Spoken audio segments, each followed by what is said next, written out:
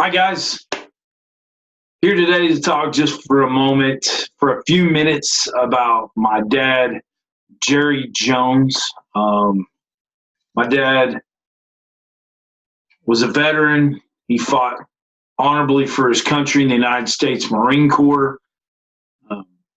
And during the time in Vietnam, he, you would say, contracted, or his body took on Agent Orange. You can look more into what Agent Orange is and how many veterans have dealt with it over the years. There's a lot. We'll just leave it at that. 2005, in a checkup, my dad was diagnosed with prostate cancer connected with Agent Orange.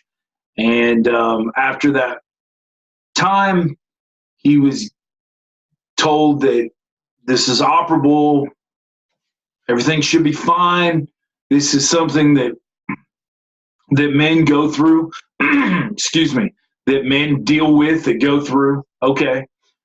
Long story short, he goes to the VA, has the operation done by someone that obviously shouldn't have been in that position to operate on a hero, someone that had given so much to our country. And unfortunately, that's one of the flaws in the VA right now. But they hit a nerve, and after that time, a proud Marine had to deal with wearing adult diapers the rest of his life.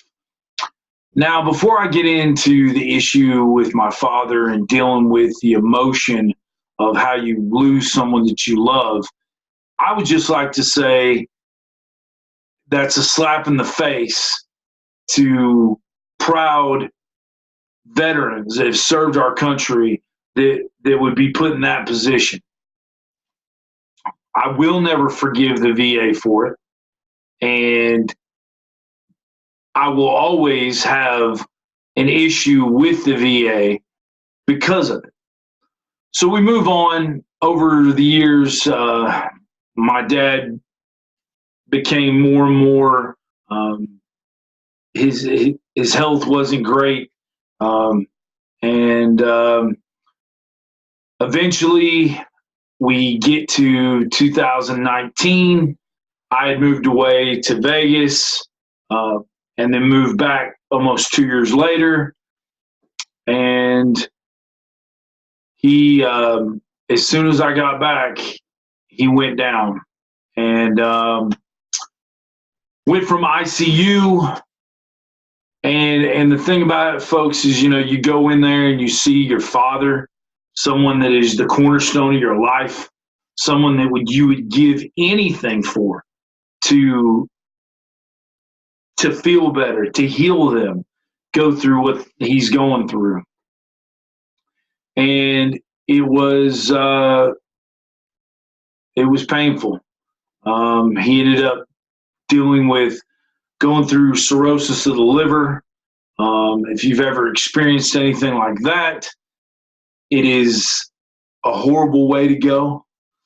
I will tell you, though, that in the end, I made sure, just like my brother did, we made sure that my father was saved, gave his life to God. And I made sure that was the number one thing that we made sure of. And in this short video, I'm just trying to kind of let you know, over the past, it'll be 3 months, December 25th, Christmas Day, I have cried, I have mourned, I have grieved, and I don't know when it begins to get better. I wish I did. I wish I had that roadmap, but I don't. And just like anyone losing anybody, but this wasn't anybody. This was that one person in your life that is the cornerstone of everything that you are. When you look in the mirror, you see similarities, things that you say, the way they raised you. He was my world. And spending time with him in the hospital, and by the way, the people that took care of him at the hospital and the nursing home in Crossville were amazing. Crossville, Tennessee, my hometown, were amazing. They did everything that we asked them to do. Is there going to be a few people here and there? Yeah, but overall, it was amazing. They took care of my dad, and I'll forever be grateful to the hospital in Knoxville and to the nursing home in Crossville. But so being by his side, number one, I made sure that he was saved. That was the number one thing for me and my brother. And I give my brother so much, credit, because he was in Nashville and this is in Crossville, and he's a very successful car salesman. I am I have my own business. I was performing around the Southeast, doing retirement homes, corporate events, things like that, doing comedy and entertaining. But just to kind of sum it up, being by his side, holding his hand, and just letting him know that every second we were together was an eternity for me. Being able to hold him and tell him I loved him.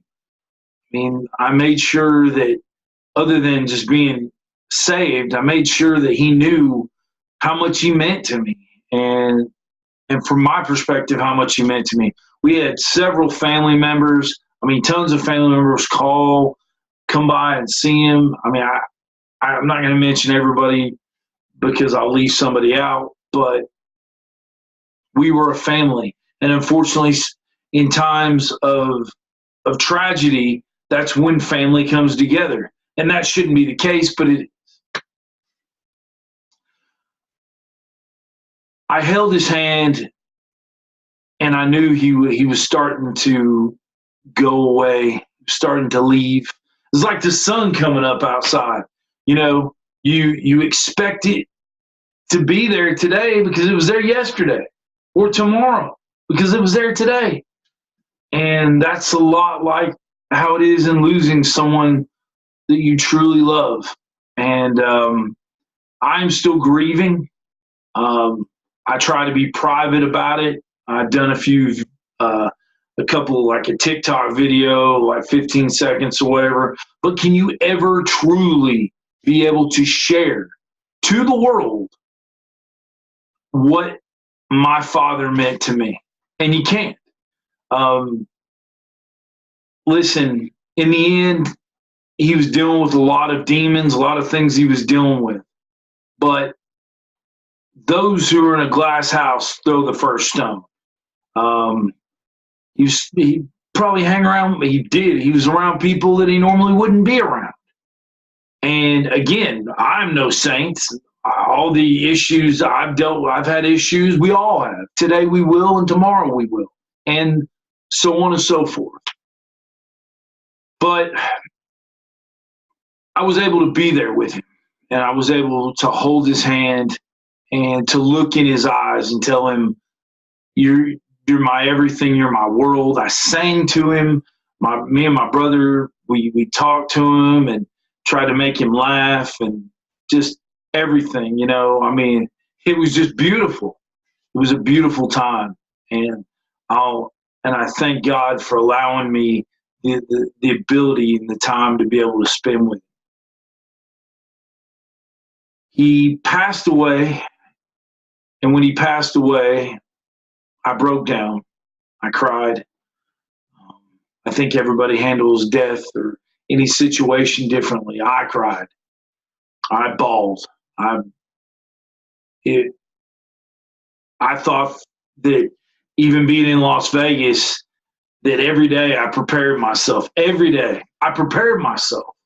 It's going to be fine. I prepared myself. He's going to be fine. He's going to be fine. When he's gone, he'll be in a better place. I prepared myself. This won't bother me. Not the case. It bothered me, and it hurt. And it still hurts. Going on 3 months. I don't think there's a time. It just is how each person looks at things and how they grieve. And I'm still grieving. But I have to pull myself up, and I have to tell myself that, listen, you know, you have to drive on. He wants you to do that. And he talked about before, he wants to know when he left this earth that me and my brother were going to be, that we were going to take care of ourselves. And doing this video, I just wanted to kind of share with people, you know, how much he meant to me. And really, by you watching this, I want you to know that it's okay to cry. It's okay to grieve. It's okay to do it in your, however you want to do it, because we all experience things differently. We all react to things differently. But if you have a problem with someone that you love or care about, be the bigger person. Go to them.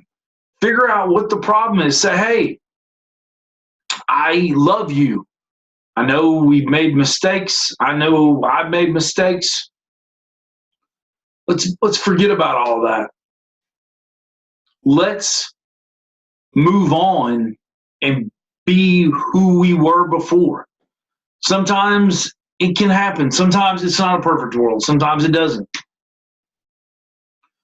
But at least you can say you tried, because you can never get that back. You can never get that time back, that when it's gone, gone. So thank you for watching. I love that man more than life itself. The English language has never come up with a word that can just express how much I care about him, love him.